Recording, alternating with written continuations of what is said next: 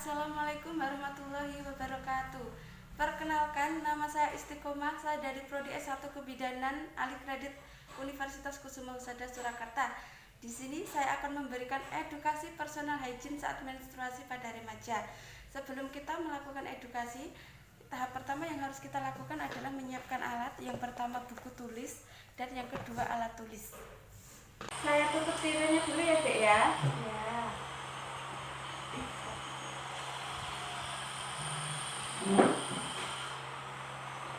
Perkenalkan ya, Dek, saya bidan yang bertugas pada siang hari ini.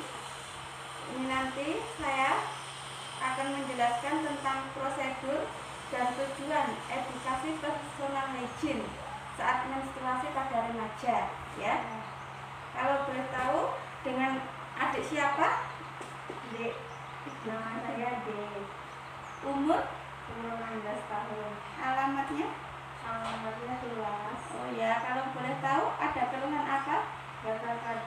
Gatal-gatal pada sekitar lipatan paha dan alat kelamin. Oh baik. Di sini nanti yang pertama saya akan menjelaskan pengertian personal hygiene itu sendiri ya, Dek ya. Ya. Sebelumnya apakah adik sudah mengetahui apa itu personal hygiene? Belum ya, Dek ya. Yang pertama saya akan menjelaskan tentang personal hygiene. Personal hygiene itu sendiri suatu tindakan untuk kita dalam membersihkan dan menjaga pada area kewanitaan kita supaya tetap bersih, seperti itu ya, Dek ya. Yang kedua, saya akan menjelaskan faktor-faktor yang dapat mempengaruhi personal hygiene.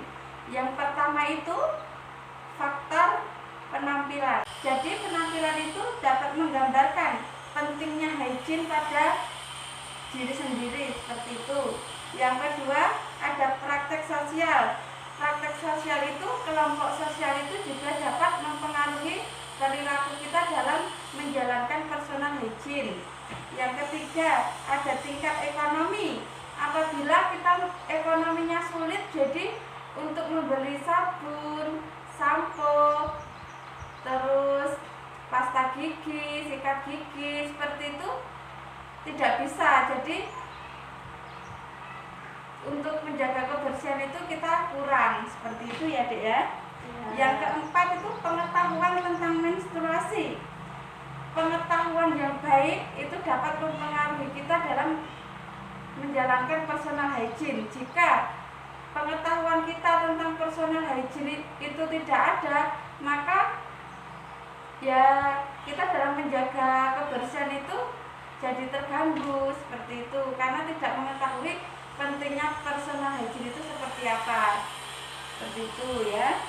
Yang kelima ada budaya atau kepercayaan. Yang keenam ada kebiasaan seseorang. Yang ketujuh ada kondisi fisik. Kondisi fisik itu sendiri, jika kita sedang sakit, maka kita akan bermalas-malas untuk membersihkan area genitalia kita. Yang ketiga, di sini saya akan menjelaskan indikator-indikator personal hygiene pada saat menstruasi ya, Dek ya. Yang pertama itu perawatan kulit wajah. Perawatan kulit wajah, karena pada saat menstruasi itu kelenjar sebaseus akan meningkat sehingga produksi keringat meningkat sehingga dapat menimbulkan jerawat, seperti itu. Terus yang kedua itu kebersihan rambut. Kita harus menjaga kebersihan rambut karena di kulit kepala kita itu ketika kita menstruasi itu lebih berminyak dan keringatnya itu lebih banyak ya, Dek ya. Yang ketiga, kebersihan tubuh dan organ genitalia. Kebersihan tubuh pada saat menstruasi itu sangat penting, harus diperhatikan. Cara membersihkan daerah kewanitaan itu caranya dari atas ke bawah ya, nggak boleh dari bawah ke atas, nggak boleh ya. Yang keempat itu ada kebersihan pakaian sehari-hari.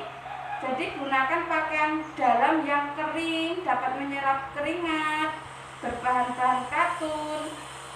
Pilihlah pembalut itu yang bersih, tidak berwarna, tidak mengandung mengandung parfum dan serta dapat memilih daya serapnya yang tinggi ya Dek ya. Jika ada di pembalut itu gumpalan, itu segera ganti pembalut ya, karena di gumpalan darah itu bisa mempercepat pertumbuhan jamur sehingga nanti tidak terjadi infeksi ya Dek. Lalu di sini saya akan menjelaskan tindakan yang dilakukan saat kita melakukan personal hygiene pada saat menstruasi. Yang pertama, kita itu harus mencuci muka.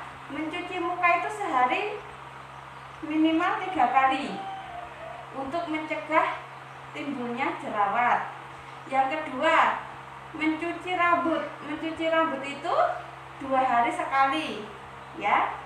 Terus yang ketiga, kita itu setiap hari harus mandi sehari 2 kali.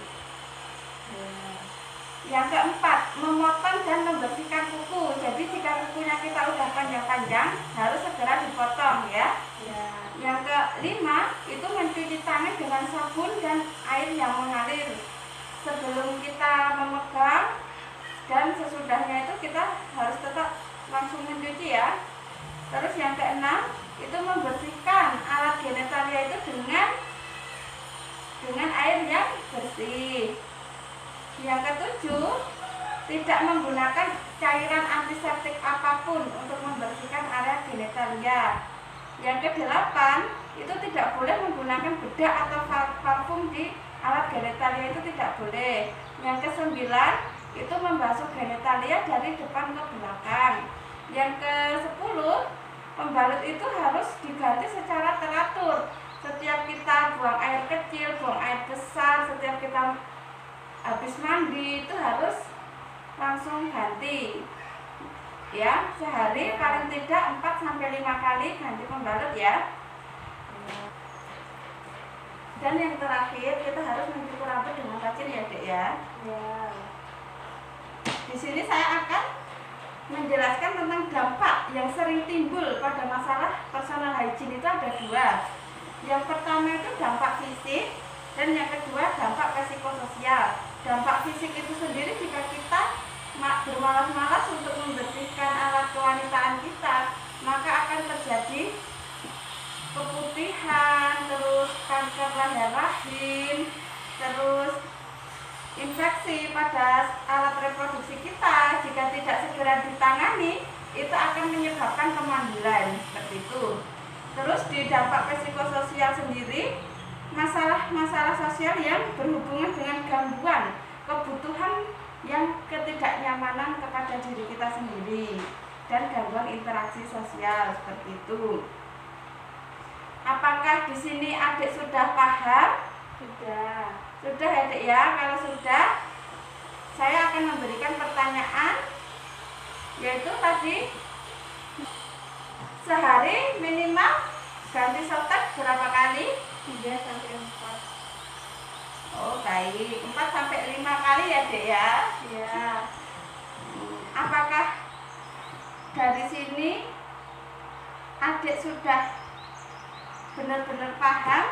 Sudah Sudah ya.